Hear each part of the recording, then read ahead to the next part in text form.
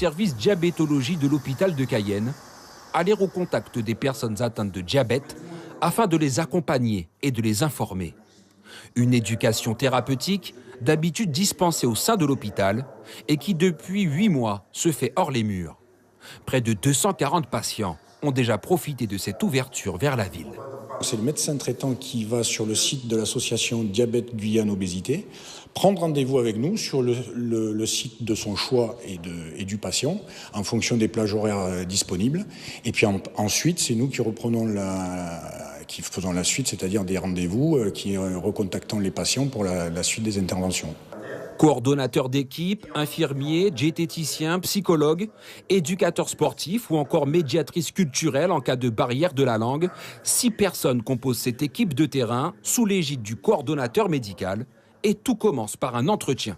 On va recevoir les patients pour établir au départ ce qu'on appelle le diagnostic éducatif partagé. Donc c'est un long moment d'échange qui est prévu entre 45 minutes et 1 heure où on va recenser au niveau du patient son historique au niveau de la maladie, quel type de diabète il a, quand il a été dépisté, comment ça s'est passé, dans quelles circonstances, et partir également, chose essentielle dans l'éducation thérapeutique, des connaissances du patient. Qu'est-ce qu'il sait au niveau de sa maladie et où en est-il au niveau de l'acceptation de la maladie? Un premier échange qui permet de proposer par la suite des ateliers personnalisés aux patients. Et quand il s'agit de diabète, la diététique n'est jamais loin. Je vais travailler sur le côté équilibre alimentaire pour que le diabète soit plus équilibré par rapport à l'alimentation. Donc revoir les connaissances autour de l'alimentation, comment les personnes mangent et si c'est adapté au traitement, pour leur permettre après de pouvoir suivre des ateliers en collectif ou en individuel. Ce jour, 2 patients sont présents. Ce n'est pas leur première fois. Ces rencontres leur ont permis de modifier leurs habitudes alimentaires et de mieux gérer leur diabète. J'ai banni par exemple le pain blanc, j'ai banni le riz, j'ai banni la dachine, je mange 2 morceaux de dachine au lieu de 4. J'ai perdu beaucoup de poids et puis je me sens bien. En Guyane, près de 8% de la population serait touchée par le diabète.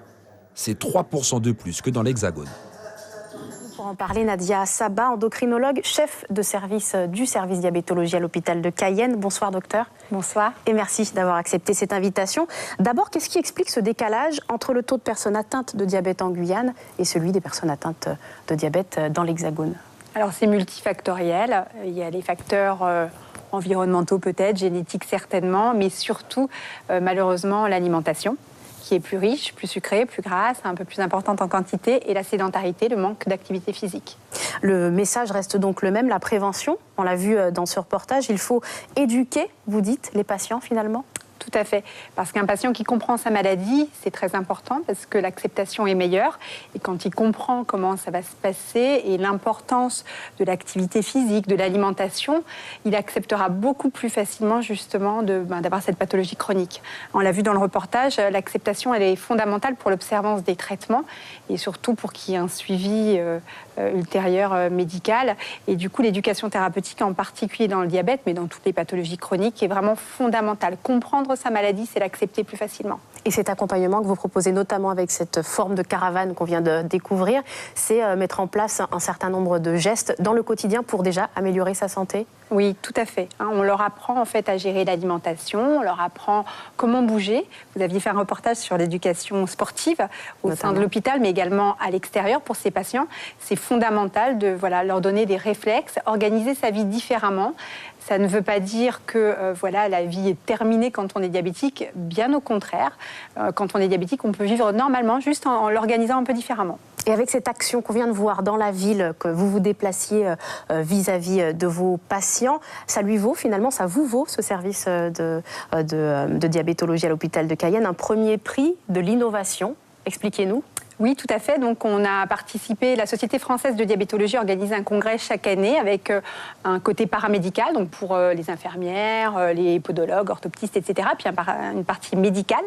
Et on a participé donc au prix de l'innovation qu'on a obtenu sur cette filière ville-hôpital qui est très innovante en France métropolitaine. Je pense qu'on est parmi les premiers à le faire et qui, je pense, est un vrai succès tant au niveau des patients qu'au niveau des soignants qui sont, je pense, satisfaits satisfait puisque les médecins traitants peuvent inscrire leurs patients de consultation dans cette filière sans que forcément ils aient à passer par le service hospitalier. Et le prix vous sera rendu, on va dire, au mois de mars à Marseille. Pour le moment, quand même, 4 communes en bénéficient. L'action, est-ce qu'elle sera étendue au reste du territoire? Je pense notamment à l'intérieur. Alors le but, c'est vraiment ça, c'est d'essayer de la mettre en œuvre partout. Il faut savoir qu'à l'ouest, au niveau du centre hospitalier de Saint-Laurent, ma collègue, Dr Mislin Tritch, a également un éducateur sportif, une infirmière d'éducation et participe à ce projet territorial. Après, le nerf de la guerre, c'est l'argent. Et c'est vrai que c'est parfois difficile de trouver des subventions, notamment pour l'éducateur sportif ou la diététicienne, qui sont en fait des soins non remboursés actuellement par la sécurité sociale.